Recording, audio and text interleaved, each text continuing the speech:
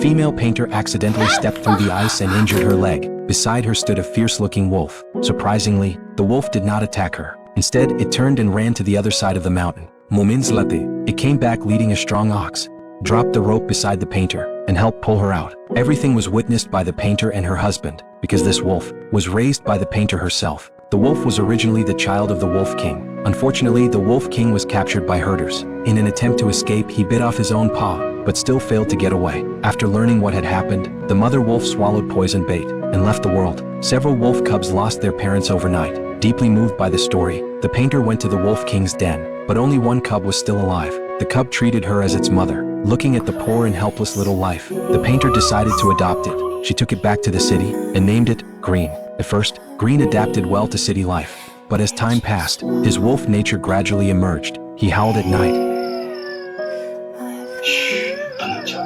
making the neighbors uneasy. One day, Green got lost and almost died in traffic. The painter's husband realized that Green was no longer suitable for city life and suggested sending him to a zoo. But when the painter saw the wild animals trapped behind iron bars, she knew that was not where Green belonged. In the end, they decided to take Green back to the grassland. But on the grassland, Green couldn't even defeat a dog. He tried to approach people whenever he saw them. For a wolf, not fearing humans is deadly in the wild. The painter grew worried.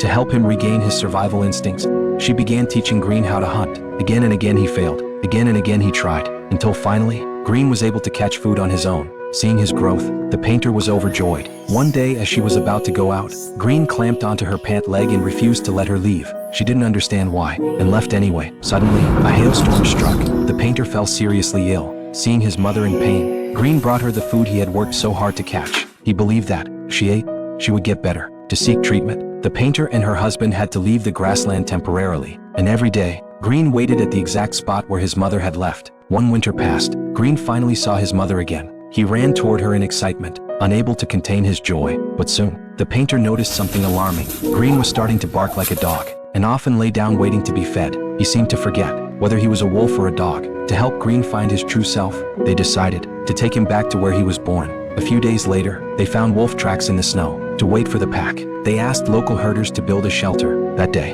the painter was teaching Green how to howl. Suddenly, a response came from afar. The wolves appeared. The painter urged Green to go find his own kind. Green looked back at his mother unwillingly, but still followed the wolf away. A few days later, the painter's husband saw a familiar figure. It was Green. He had come back wounded. The painter knew the pack had rejected him, but she believed that when the harsh winter came, the wolves would gather again. That would be Green's last chance. As food grew scarcer, their situation became more difficult. One day, the painter noticed Green acting suspiciously outside. When she went to check, she saw that Green had buried his food in the snow. Hungry, she took the food back inside. Afraid that Green would starve, they buried their last 2 compressed biscuits in the same spot. When Green found his food missing, he was shocked, but he silently ate the biscuits. Not long after, he began burying food again, because he knew his mother needed it too. The painter felt both guilty and deeply touched. Their wait was worth it. Soon, large numbers of wolf tracks appeared in the snow. Then, the entire wolf pack emerged before their eyes. The painter and her husband were overwhelmed with excitement. As the wolves were about to disappear, the painter urgently told Green to call his companions. But when Green opened his mouth, a dog's bark came out. With no choice, the painter began howling like a wolf herself, trying to stop the pack.